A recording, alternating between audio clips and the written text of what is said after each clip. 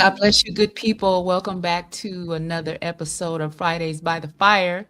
I am Sandy Best Life Jones, and I'll be guiding you through tonight's episode. So good to be with you again on this wonderful Friday night. Tonight's episode is um it kind of comes from a few lessons that I've learned over probably the past year. And you know what I like to do? I like to take my lessons and turn them into a message that anybody can use to possibly learn a lesson of their own. So that's what tonight's episode is all about. The title of tonight's episode is The Cost of Forcing Relationships. This is what I've learned.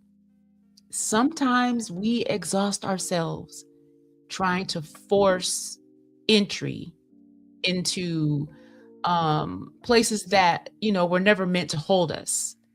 While God, in his infinite wisdom, has quietly opened a window on the other side of the house. As human beings, you know, we don't like windows. They feel small, they're less grand, they're less validating. It's less dramatic, it's not as sexy. You know what I'm saying? We like to be seen sometimes. We all do. Just, if the shoe fits, go on, put your foot in it. I've been there too. Doors seem to be more visible. They are what we like to consider official. Doors say, you've been chosen, you have arrived. But windows whisper, you're free. But some of us, we would rather try to break down a locked door than climb through a window that God has already opened to us. So we're going to talk about why we do that. And we're going to talk about a different way to look at windows, so that you can see the value in an open window as opposed to a locked door that you keep banging on that probably will not and should not open for you. So this is point one.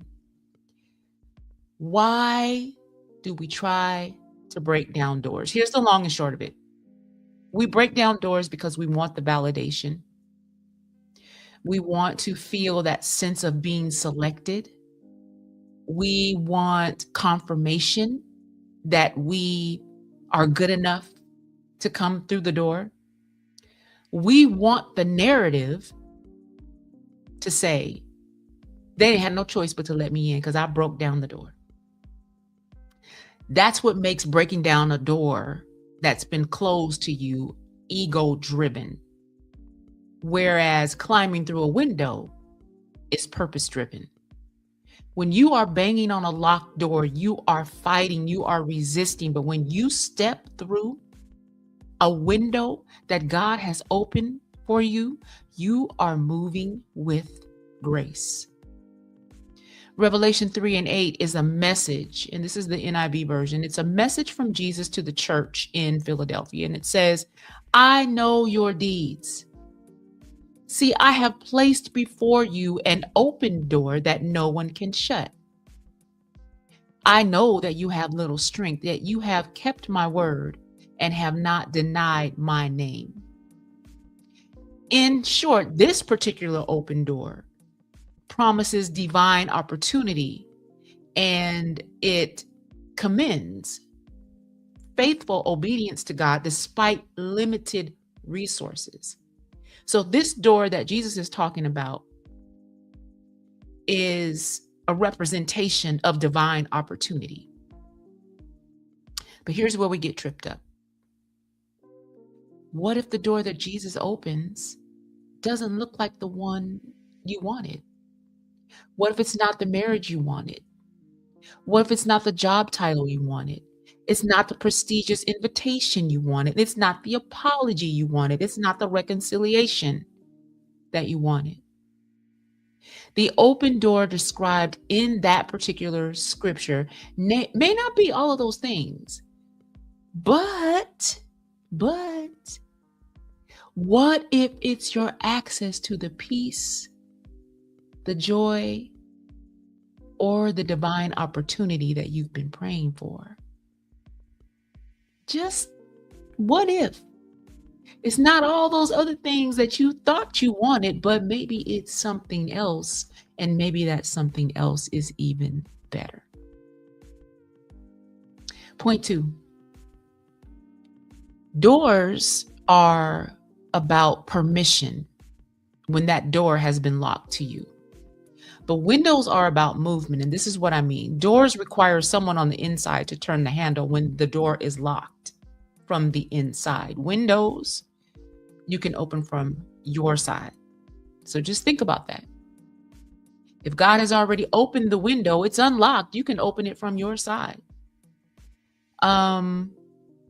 So that's how some of us end up staying stuck, because we are waiting for someone else to grant us access when the access we really need, and the only access we need, is a yes from God. We end up waiting for Him, the significant other you think you want, to choose, waiting for the company to promote. Sometimes we're waiting for the friend to repair the relationship, or waiting for the family member to validate our feelings. And meanwhile, the window of self-respect, the window of new opportunities, the window of quiet detachment and emotional regulation, the window of reinvention, of recalibration, has been open the entire time. But you can't see it because your ego is telling you, you got to go in through this locked door. You got to prove to them that you are worthy to be on the other side of that door. So you're going to stand outside of that door and you're going to bang on it and kick it and try to knock it down, just to prove your worth to people who have shown you they don't want you in there. They have shown you this, and you just don't believe it. So you keep knocking and you keep kicking and you keep trying to knock down a door that has been closed and locked to you. Isaiah 43:19 says, "Behold, I am doing a new thing. Now it springs forth. Do you not perceive it?" Sometimes we don't perceive it because we're too busy kicking the door. Let's just tell the truth about it. We can't perceive the new thing that God is doing for us because we're so busy still trying to make something out of the old thing that really we should have let go of a long time ago. We should have walked away from that old locked door a long time ago. No shade, no judgment. I've been there. Number 3, the cost of forcing entry. So let's talk about the emotional cost of trying to force your way into a closed, locked door. It can leave you bruised. Trying to force your way into a locked door can leave you defensive. It is exhausting. Ask me how I know. If you do get in, you're going to be mad. You're going to go in there trying to prove yourself, and then you're going to be indebted to the person on the other side who locked the door in the first place. But when you climb through that open window that God has made for you, you enter lighter. You enter more mobile. You are adaptable. You enter quietly but confidently. Because the forced access creates unstable foundations. And here's the truth that none of us like. We don't like it, but it's true. If you have to force it, you will eventually have to maintain it. And maintenance of something you forced is 100% exhausting. It will leave you depleted. I'm telling you. Just listen to Auntie Sandy. It will leave you depleted, trying to force what was never meant to be. Point 4, window entry requires humility. There's nothing glamorous about climbing through an open window. It may look like letting go without closure, releasing without explanation, pivoting without applause. Nobody is watching you pivot. So you're not going to get the kudos. You're not going to get the pat on the back. It may look like starting over without these big announcements. It might look like dating differently, loving differently, living differently. It requires humility. It requires us to say, maybe this just is not the door for me. Proverbs 16:9, it says, in their hearts humans plan their course, but the Lord establishes their steps. And sometimes those steps look a little sideways. They're not forward, they're not backwards, they're sideways. And they're sideways because on that side is a window. So I want to ask some questions. And you can put your answer in the comments or not. I'll leave that up to you. What door are you currently banging on? Like in a maniacal type of way. Like you've been banging and kicking this door for 10 years. What is that door for you? What relationships are you trying to force? Or have you tried to force to no avail? What outcome are you trying to negotiate when God has clearly told you this is not for you? What version of yourself are you trying to resurrect? You know that that version of you no longer serves God's purpose in your life. And yet you keep trying to go back to who you used to be because who you are trying to become, this person that God has ordained you to become, she doesn't feel as valuable as who you once were because she walks in quiet strength. She's not forcing anything. She is allowing what God has for her to come to her. Because she understands that what God has for her will never miss her. And so there's no reason to force anything. That version of you carries quiet confidence, quiet strength. The old you, because you didn't know better, thought the louder that I am, the more attention I get, the more I'm seen, that means I'm more valuable. But that's who you used to be. You didn't know better. And now you know better, but you still have the residue of the old you lingering on you somewhere. And that residue is saying validation has to be public in order for it to be potent.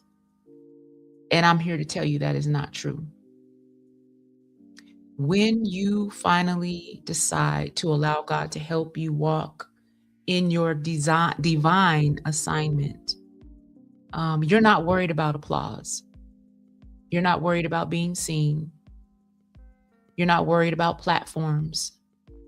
You're not worried about invitations from, whoever you think you need to get an invitation from. None of that matters. Once you start walking in the purpose that God has for your life, once you start to respect the plan that God has for your life, you don't worry about all of those things. You just do what it is that God has instructed you to do. You carry out his directives with humility. And then God will elevate you in due time in a way that brings him glory, brings him honor, and puts you in those spaces that he always meant for you to be in. But you were too busy kicking and screaming about something else. God will elevate you in due time. And once you learn that and you understand that, you don't force anything. You let God order your steps. trusting, believing, and knowing that what God has for you is for you. Now, I'm gonna tell the truth. Y'all know I try to be as transparent as I can. I don't tell y'all all my business because it's my business, but I try to be as transparent as I can. And there have been moments in my life, in my own life, where I mistook access for alignment. And what I mean by that is I was thinking, if I just explain myself better, if I love better, if I wait longer, if I make more adjustments, that door will finally open. But then I got introduced to the peace that surpasses all understanding. And that peace showed me something else. Peace said, you don't need the door. There's an open window. And it's got your name on it. And you can lift it up from your side of the house to gain entry into what God has for you. So tonight I want to declare over my own life, and you can declare it with me if you like. I want to declare over my own life that I have stopped forcing access. I stopped negotiating entry. I stopped bruising myself against locked spaces. If it's for me, it will open. If it doesn't open, I will move on gracefully and quietly with my dignity and my self-respect intact. I will no longer break down doors while God has provided a window for me. Because in this homecoming season, life is not about something or someone being accessible to you. No. It's about that person or that thing being in alignment with what God's best is for you. It's not about accessibility. Accessibility is not enough. You can have access to a whole lot of things, but those things may not be good for you. No, this is about being in alignment with God's best for you. That's what homecoming season is about. And that's what I want for my life. And I think that's what you want for your life too. So thank you for joining me tonight for another episode of Fridays by the Fire. I hope that this message resonated with you, connected with you, helped you learn a lesson that maybe you needed and you didn't know you needed it, or confirm for you that, what you've been praying about and what God has been speaking to your spirit is right, and that you need to follow the voice of the Lord. Any one of those things. I hope you walk away with something tonight that you can use for your own life to help you move in the direction that God would have you move in, to experience the fullness of His power in your life. That's my hope and my prayer for you tonight. Again, thank you for joining me. In the meantime, y'all be good. God bless and good night.